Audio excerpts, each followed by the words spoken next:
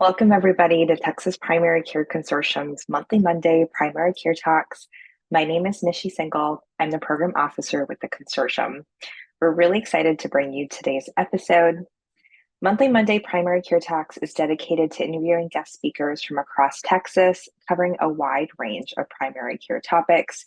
Each month, the consortium will bring you informative episodes as your go-to resource on all things primary care. Today we have Keegan Warren. She joined the Texas A&M in 2023 as the executive director of the Institute for Healthcare Access. She brings lived experience and a civil justice lens to bear on health and wellness, specializing in non-medical cost drivers and health equity. An attorney and federally qualified health center director with nearly 2 decades of senior management experience spanning health and human services, she's a national expert in integrating medical and social services through medical legal partnership, a care delivery model that leverages legal expertise to advance individual and population health. Keegan earned her Master of Laws in Health Law and Policy from Southern Illinois University and her JD from the University of Texas at Austin, and her Bachelor of Arts in Spanish International Relations and Latin American Studies from the University of Arkansas. I'm really excited for us to learn from Keegan and hear all about her work. Let's go to the show.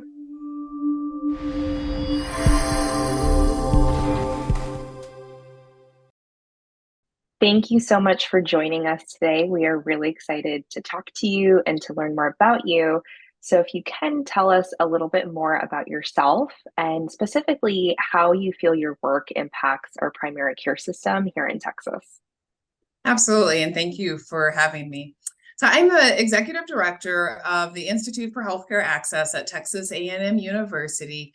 The Institute for Healthcare Access is a new university-wide initiative, but I think it's poised to be the preeminent forum for challenging conventional thinking, inspiring decision makers, engaging stakeholders, and really generating breakthrough advances in terms of access to healthcare and access to health. So our organizational functions are place-based clinical and community services, collaborative research, interdisciplinary education, and convenings and communication. Now, the way that the regents charge the Institute really makes it clear that that which is clinical and that which is community should be treated as though they are inseparable. That happens to be a space in which I have a great deal of expertise and have spent much of my career. And what that means is that we're very interested in the ways that social care is integrated into healthcare. I think that the most promising whole person, value-based, integrated care model is medical legal partnership. And medical legal partnership embeds attorneys into the delivery of healthcare to help healthcare teams address the root causes of health disparities. So at its simplest, what that means is that just like someone who has a heart problem might be referred to a cardiologist, or someone with a foot problem to a podiatrist, someone with a social problem can be referred to a lawyer. Now at its best, and MLP is so much more, right? It is the opportunity to take concrete, measurable interventions in a way that improves individual health and well-being, but that has impact across whole communities, right? This is an integrated approach to care, and it's really about recognizing that medicine alone cannot resolve problems that are caused by things like hunger or poverty, right? Those are systems issues. And if we mean to redress them, we have to do it at the systems level. Now, the challenge, of course, is that access to those systems that so often hold the keys to living well and to living long, which is really how I think about health, that is a system that is actually rife with inequities. And so I think it's critical that in this moment where we're asking primary care to go beyond traditional biomedical interventions, that we're also thinking about how we build a care model that is ready and that is able to address disparities that are fundamentally systemic. And so MLP does that, right? Medical legal partnership does that. we're not talking about creating referral networks, right? Rather, we're thinking about this in terms of a continuum of integrated care that seeks to address the full spectrum of health. Because we have to multiply frontline capacity if we're going to address things like poverty, if we're going to address things like injustice. And we really need to do that not just in response to an acute need for individual patients, but also in a way that mitigates, again, these issues at the systems level. I think that range of activities is so important because our social services sector is under-resourced, right? Especially when compared to healthcare. In the context of MLP, of legal services, for instance, legal aid turns away 80%, 4 out of every 5 people who have a legal need and who qualify for services, because there's simply not enough lawyers to do the work. And so what are the connections here? Well, I think when we're talking about primary care and the opportunity to redress health-related social needs, we really have to recognize that we can't tell people to call under-resourced social organizations, right? We see a lot of models that have these kind of one-way referrals where we're telling people that the food bank exists, or that the housing authority exists, or that legal aid exists. I think even when we structure those in a way that closes the loop, so to speak, right, where the community-based organization is affirming that it has touched that life, that while that's really critical for helping to meet acute needs, we also need to build in mechanisms that address why the need exists in the first place. If we are not at least beginning to solve for the underlying reason for the need, right? If we don't have in our primary care toolkit a means for understanding social care as more than responding to just a one-time event, we just see needs recur. And so medical legal partnership is about leveraging a justice-oriented lens to improve health. And I think it really brings 4 main mechanisms to primary care. Those are direct and referral legal assistance, lawyer-led trainings that strengthen the ability of the healthcare workforce to respond to non-medical drivers of health, evolution of institutional policies and procedures to embed equity, and then health advocacy in and on behalf of community, because lawyers are expert in the levers of social change. This is so fascinating, and I'm so new to this field. So I'm so curious, how does this look then from a patient perspective? Like if I'm going to my provider and they recognize that I have some unmet social needs, what then can the patient do, or what I guess, or what does a provider do? Does a provider educate them? But as you said, this isn't necessarily like a referral network. What is that patient's experience with a lawyer at that point?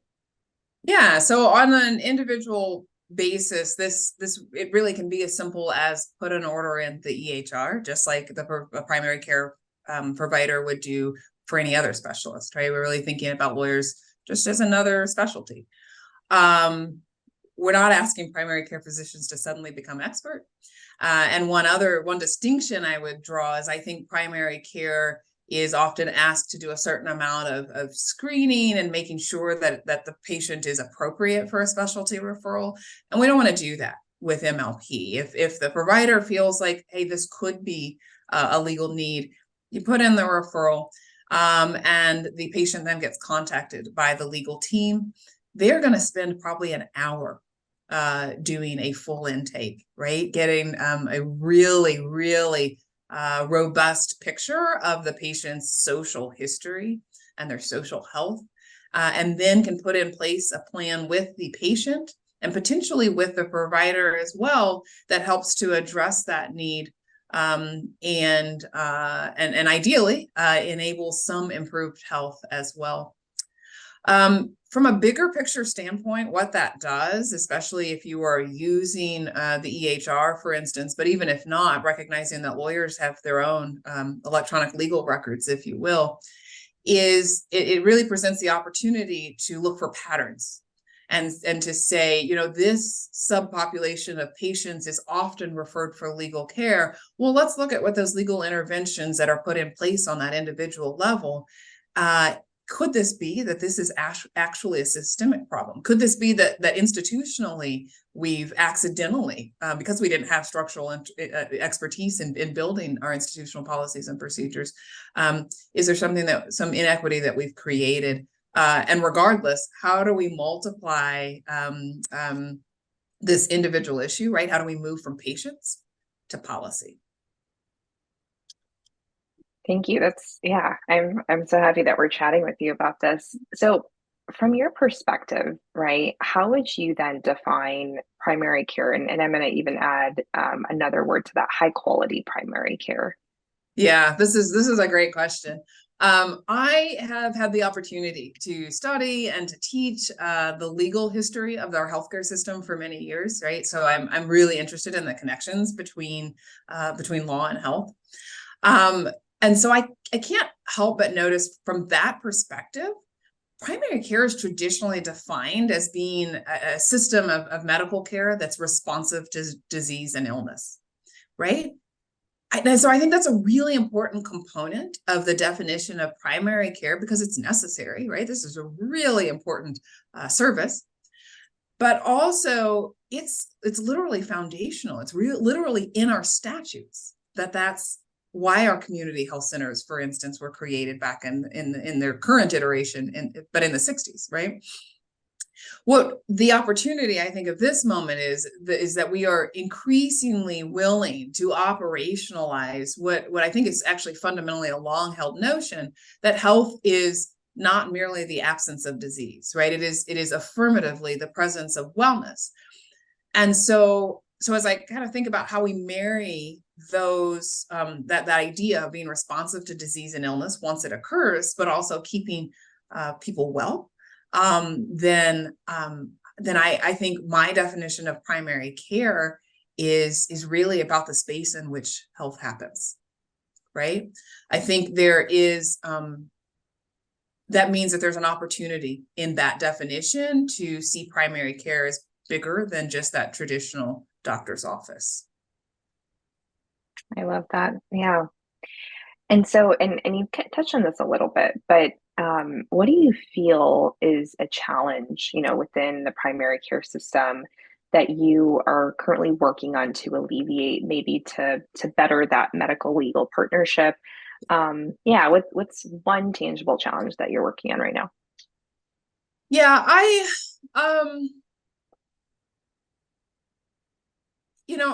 think MLP is quite intuitive because both medicine and law are professional services that actually operate in really similar ways, right? Both are about identifying a need and then performing a task to solve that need. And I think that's a really important recognition if we're going to sustain interest and buy-in on addressing the non-medical drivers of health. And so that's kind of the challenge that I'm working on is how do we not get discouraged as it turns out that it's really hard to work on social health, right? It's really hard to sustain buy-in. And then, so how do we elevate the idea of integrated legal care? And why is it that medical legal partnership is not routinely part of the discussion of social needs care, right? These are questions that I'm trying to answer.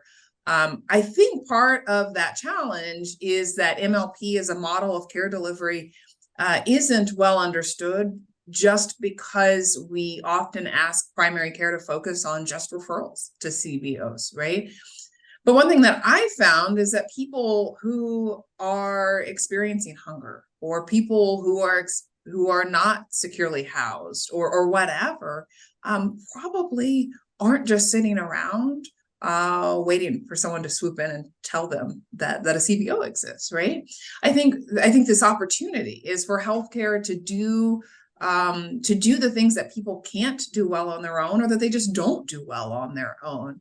And so I've got a couple of pending articles that explore how we better align MLP legal interventions broadly with the delivery of healthcare.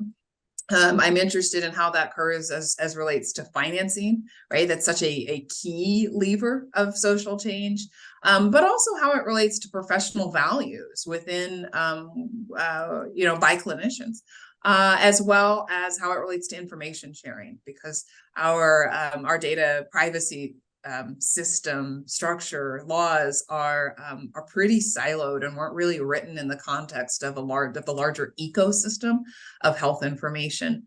But broadly, my theory is that we can make this model of MLP more prominent, and the value of lawyers as healthcare practitioners better understood if we're more deliberate about language and if we're more express about processes.